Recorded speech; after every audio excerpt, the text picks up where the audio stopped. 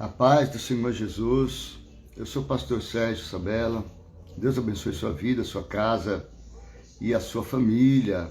Hoje nós vamos falar sobre a oração do Pai Nosso. Para você que está nos acompanhando, estamos aí no capítulo de número 6, a partir do versículo de número 9. Estamos estudando o Sermão do Monte, o Sermão do Monte que trata os aspectos do reino, a cultura do reino, né? Então nós estamos estudando o Sermão do Monte, capítulo 5, 6 e 7 de Mateus. Vamos lá, Mateus capítulo de número 6, versículo de número 9, a oração do Pai Nosso, a oração que Jesus ensinou, a oração modelo. É muito importante nós termos a ideia que o Pai Nosso é uma oração modelo, tá bom? Se você só ora o Pai Nosso, vai se tornar uma reza, mas é uma oração modelo.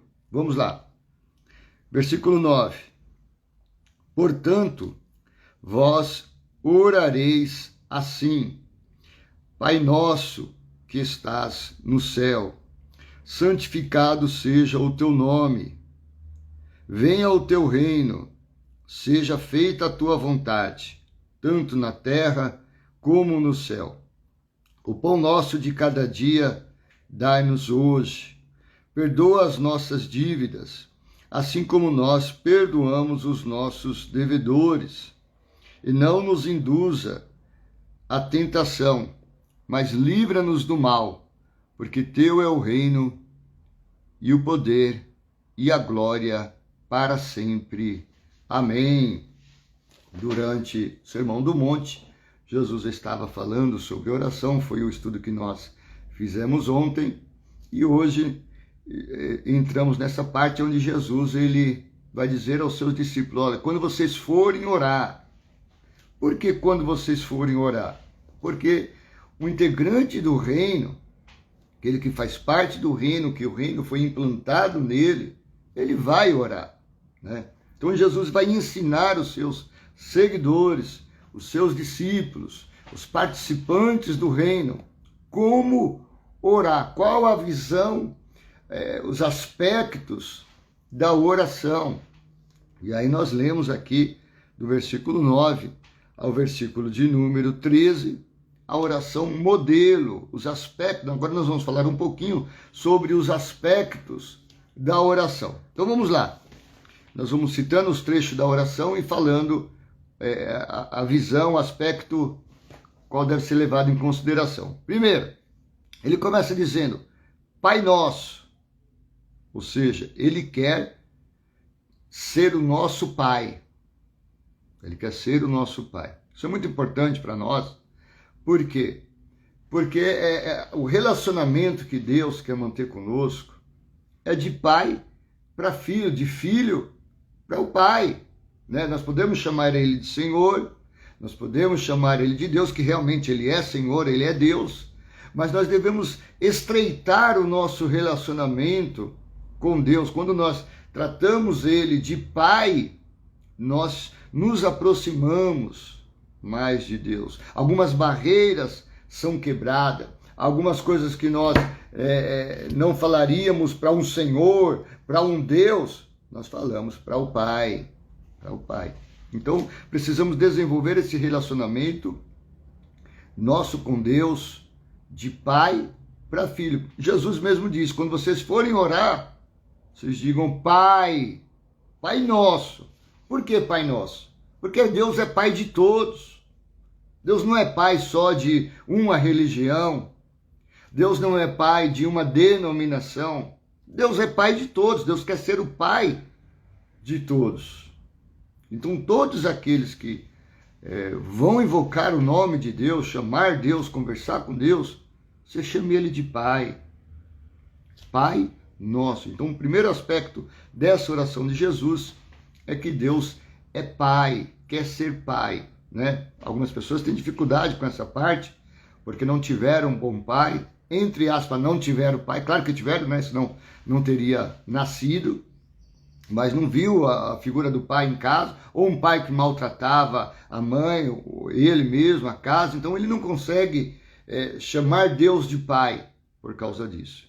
Mas Deus é pai não como um pai ser humano. Deus é o pai perfeito, amoroso, bom. Bom. Então, trabalhe isso. Esse relacionamento de pai. Meu Deus, meu Senhor, mas acima de tudo, meu pai. Né? Segunda coisa que Jesus cita na oração. Ele vai dizer, Pai nosso que estais no céu. Por que no céu? Acima de tudo e acima de todos. Você não vai falar com Deus, não vai falar com um pai, que alguma coisa pode, outra coisa não pode. Ele vai dizer, você chama ele de pai. Fala, Pai nosso, que estais no céu, que está acima de tudo, que vê tudo, que pode tudo. Deus pode tudo. Deus está acima de qualquer situação, de qualquer circunstância. Pai nosso que estais no céu. Né? Então, quando você for falar com Deus, saiba que Ele pode resolver qualquer que seja o teu problema. E Ele continua dizendo, santificado seja o teu nome. Na oração, aquilo que nós fomos pedir a Deus, ou fazer também para Deus, tudo deve santificar o nome de Deus. Não vai pedir algo para Deus, não vai santificar o nome dele, vai causar o problema para o nome dele, ele não vai responder. Então, quando você for orar, ore algo que vai santificar o nome dele. Alguém vai receber algo, vai acontecer algo, mas só podia ser Deus.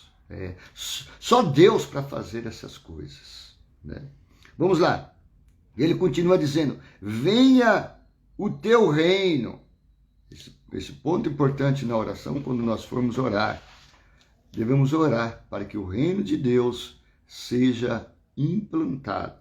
Não vai orar por algo que o reino de Deus não vai ser implantado. Pelo contrário, outras coisas vão ser implantadas. Não vai funcionar.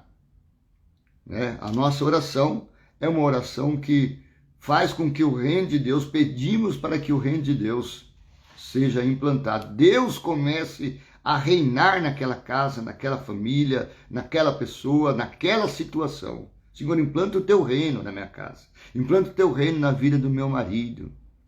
Você pede para implantar o reino de Deus na situação que você está apresentando a Deus. Ele continua dizendo, seja feita a tua vontade, seja feita a tua vontade. Né? Ele vai falar assim, na terra como é no céu. Ou seja, as nossas orações precisam levar em conta a vontade de Deus.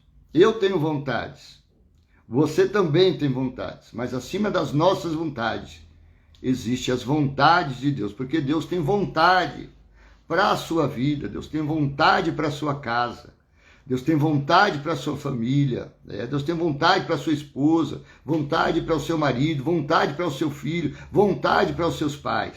Quando for orar, Senhor, faça a vontade na vida da minha esposa, faça a tua vontade na vida do meu esposo, faça a tua vontade na vida do meu filho, Senhor. Estou com uma situação aqui, nesse caso, Senhor, te apresento esta situação, faz a tua vontade nesta situação.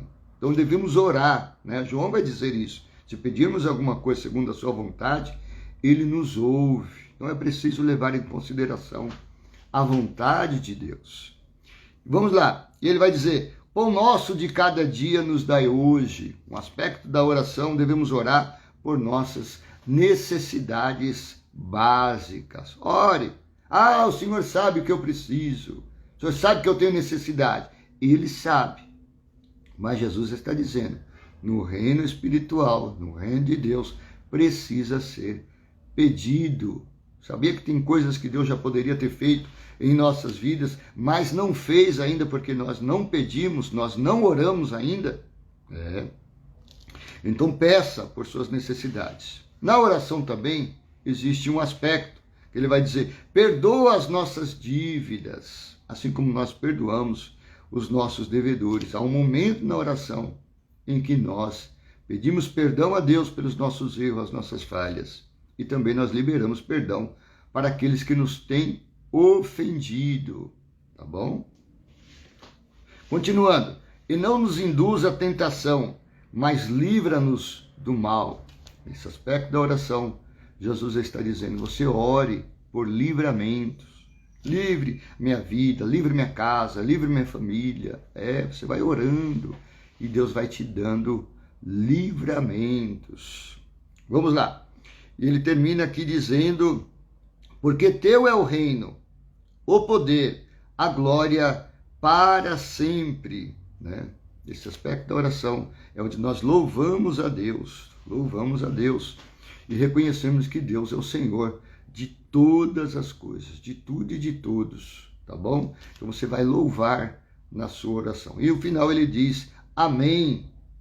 Você vai dizer, amém, Senhor, eu creio, assim seja, eu acredito que assim se fará.